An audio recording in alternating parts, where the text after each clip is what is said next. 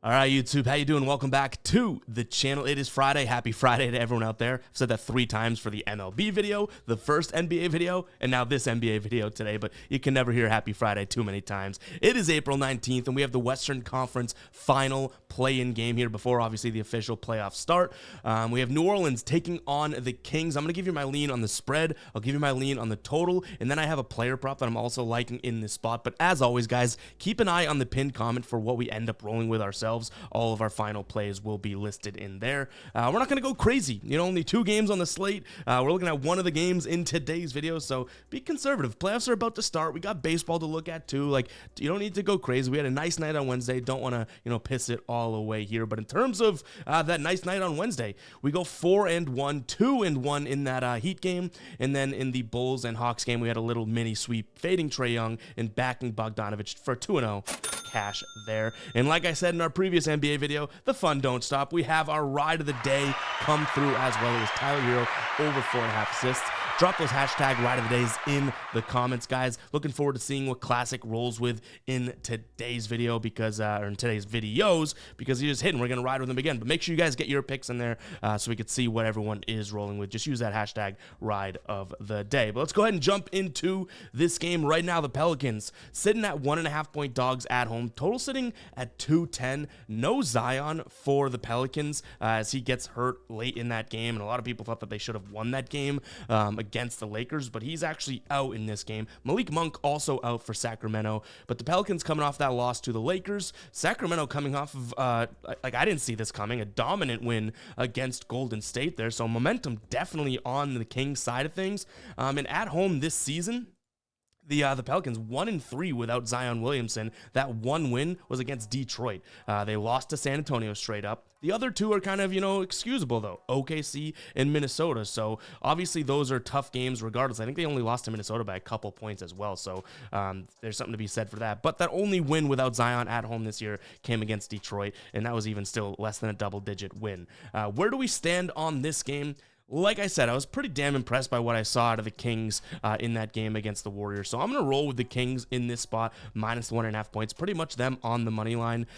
They should score more points. And honestly, the defense, even to some degree, started to close out the season as one of the better defensive efficient teams in the league overall. And that should be where the Pelicans have their edge, right? But this Sacramento team defending the perimeter, not all that bad. Defending the paint, not all that bad. Defending the rim, not all that bad to close out the year, last 10 games. In fact, the last 3 games of the year, they were the second most efficient team on the defensive end, which is definitely something to kind of brag about for them. So I think that, this is a spot in which, the Pelicans, their edge should have been or should be their defense, but the Kings are playing some good defense now. Remember, they held Golden State to 94 points. That's a Golden State team that had the experience, has the shooters, and yet 94 points, they couldn't even touch 100. Got to put my trust in that there. And like I said, I do think that they win down low and outside. The only spot I could see the Pelicans, and this kind of ties to our player prop, we'll get to in a little bit, is the Pelicans sort of winning the mid-range battle and maybe the long 2 battle. But nonetheless, if you're going to give me mid-range, threes, and paint, I'm probably going to rank them as, all right, win at the paint, win the threes, and then worry about the mid-range. So even out of those 3 spots, I think the Pelicans kind of fall a little bit short there. In terms of a total, it's at 210. And I've been leaning towards a ton of overs here, and we pulled trigger on the over in the Heat and Sixers game, and we cashed it. We got just by and cashed it. I think I do look at the over again here. This should be a spot in which we see at least each team get to maybe 110. In fact, the way that they've played this season, the Pelicans have absolutely dominated. I should have mentioned that. They've played 5 times so far this year, and the Pelicans have won and covered in each of them. So that's definitely something worth noting. That being said, Zion, right? No Zion, a massive hit to the Pelicans. But each and every time, the Pelicans have gone out there and scored plenty of points. And honestly, as have the Kings, except for the, excluding the first game that they met. So I do think that this could be a spot where we just see, these 2 teams go out there, score 105 at minimum. I'll take that all day long. In fact, I think one of my leans, I don't know if I'm going to pull the trigger on it, but was looking at the Kings over team total over 104.5. The Pelicans team total over 104.5 for even odds over on MGM and FanDuel. I think that could be a decent spot for some value. But overall, guys, the pace of these two teams, the way they closed out the season, Sacramento was very slow, but then we saw what they really brought offensively in that game against Golden State, scoring 118. And the Pelicans also, they closed out the season as the 19th pace team for the last 10 games. That's what I mean by closing out. They went out there and scored 106 against the Lakers, who, I'm not going to say they're a good defensive team, but that game got to 216, and I think you have a better offensive team in Sacramento than both of those teams here. So if Sacramento can put up 110, and I like the Pelicans to be able to put up 105, that's a 215 total. If this was a 217.5 or even a 219.5, like, yes, we'd be reconsidering, but this is a very low number, and I do think that Pelicans scoring 113 a game without Zion this year should be something that they can do again here. In terms of player props, before we do get into that, I want to shout out Sleeper. If you guys do want to check out this De'Aaron Fox free square, 0.5 points. I think he'll have a bucket. You can check out the link in the pinned comment. Get your first deposit matched. You can put in $100. They'll match it. Have a new account balance of $200. I think they're even doing a $500 match right now. So you could literally put in $500 and they'd match it, and you have 4 digits in your account, $1,000. So go check it out, guys. That link will be in the pinned comment of this video. You also get this free De'Aaron Fox square. You can also just sign up using code GUYBOSTON, GUYBOSTON, but the link will auto apply that code, and you get all those great perks. Go ahead and check it out, guys. I love Sleeper. It's a great player prop pick'em app. All right, let's dive into what I'm liking from a player prop perspective. At first, you're going to see a lot of red. I'm not taking it under. I'm actually looking at Brandon Ingram over 19.5 points.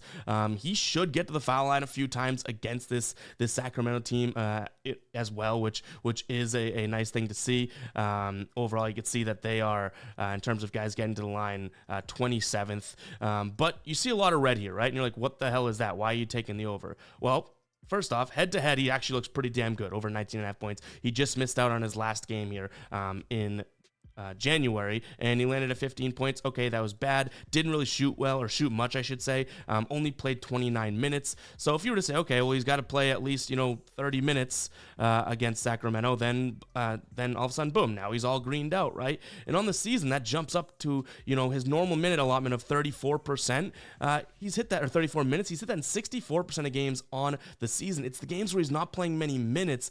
He drops back to only just 52%. And without Zion, obviously, you're going to see more shots come his way. He's hitting 56% of games. What I like is he's averaging nearly, take these out, I guess you could say, but even with those, he's averaging nearly 19 field goal attempts per game without Zion, averaging 15 just overall with him. Actually, on the season with Zion, by the way, I'm using the outlier tool, guys. Super, super cool tool. You're kind of watching me work in real time here. Yeah, 15 shot attempts per game with Zion on the floor, jumps up to 19 without him, and especially if we put that minutes filter on, things get better and better the more he plays. No kidding, right? But this is the outlier tool. If you guys do want to check it out, link in the pinned comment. I know I'm blowing through it, but I just want to show you that we can sort of manipulate the filters here with minutes, as well as saying Zion's out, to start to see a pretty good hit rate overall in this season without Zion. 2 of 3 against Sacramento. Again, didn't really play that many minutes in this blowout game. So Brandon Ingram, over 19.5 points, kind of a flyer. People are probably going to say it's crazy because of how, bad he's been as of late, like 11, 14, 13, 11.